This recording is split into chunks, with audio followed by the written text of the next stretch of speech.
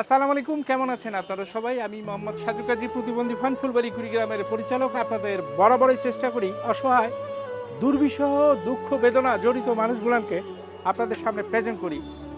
আমি আজকে আমাদের ফুলবাড়ি বাজারে ঢুকেছি। এক অসহায় মাকে অনেকক্ষণ ধরে ফলো করতেছি, আপনাদেরকে দেখাবো। চলে আসেন, দেখি ওনার চাওয়াটা কি। চলে আসেন। কোথায় গেল ওই মা?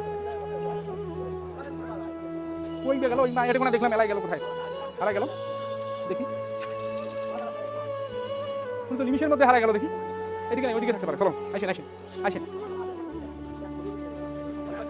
হ্যাঁ হ্যাঁ, এই বসে গেছে না?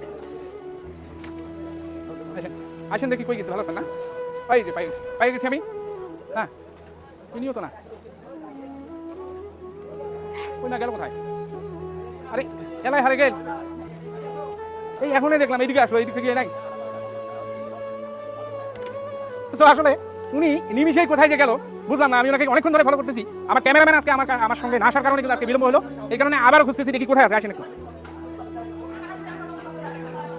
এক অসহায় মাকে খুঁজতেছি, উনি এইদিকে আসলো, অথচ আসি হারে গেল। ওই এক অসহায় মায়ের ভিডিও করবো। আল্লাহ, এটা কোনো কথা হইলো? পুরো বাজার খুঁজতেছি।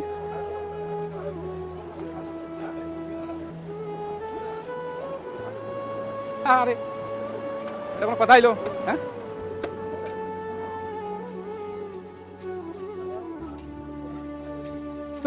দুঃখজনক ব্যাপার যে উনি এইটুক সময় উনি হারাই গেল, বুঝলাম না কোথায় গেল।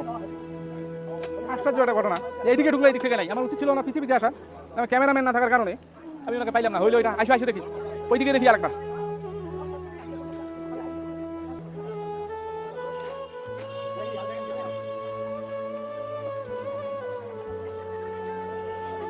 অবাক করা বিষয়। হ্যাঁ, অবাক করা বিষয়। ওনাকে তো পাইলাম না। হ্যাঁ, ওনাকে পাইলাম না। ওনার খরচগুলো বাঁধছেন? থাক বান্ধব, থাকেন, আসতেছি আমি। দাদু না, এসো এদিকে এসো। দেখি গেল কোথায়। মানে আমি অনেকক্ষণ ধরে ফলো করলাম না, এইটুক জায়গাতে হারা গেল। দেখি দেখি, অল্প একটু দেখি।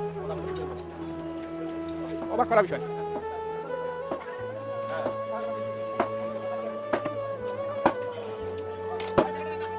এটা দুঃখজনক কাহিনী। তো আমি আসলে ওনার পিছু করার পরেও ওনাকে বাজারে এপাশ থেকে ওপাশ খুঁজলাম, তারপরেও কিন্তু পেলাম না।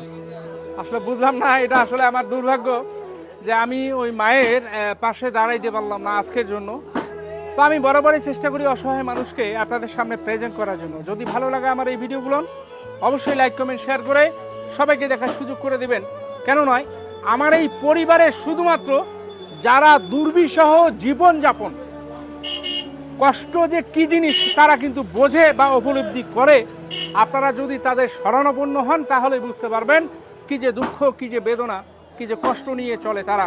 তো ঠিক আছে, আজকে যেহেতু ওনার দেখা পেলাম না, আপনারা অবশ্যই দয়া করবেন যাতে করে আমি কোনো না কোনো অসহায় মানুষের পাশে দাঁড়াতে পারি।